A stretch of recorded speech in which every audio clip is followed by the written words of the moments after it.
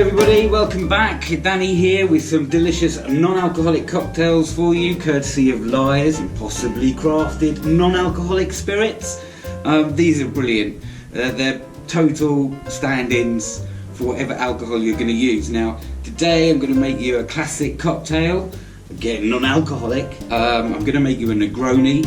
The Negroni came about when Count Negroni from Italy in the mid-1800s decided that the aperitif that most people were drinking, which was Campari, sweet vermouth and soda, was a little bit too weak for him. He was a proper macho man and he wanted loads and loads of booze. So he asked these bartenders to take out the sparkling soda water and replace it with gin, and the Negroni was born. It's a very, very, very simple cocktail to make. What you're going to need for this is ice, the biggest cube of ice possible, so that it keeps your drink cold but it isn't diluting. So we can put the ice straight in our rocks glass. One big cube will do.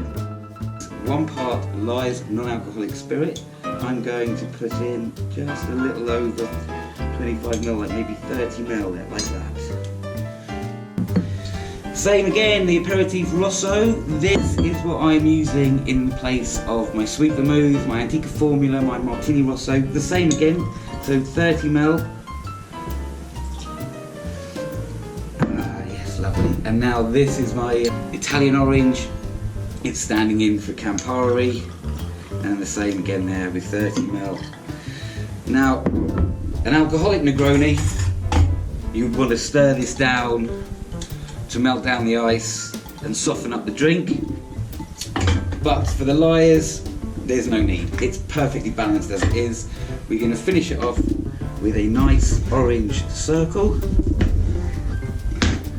just like that, in your glass.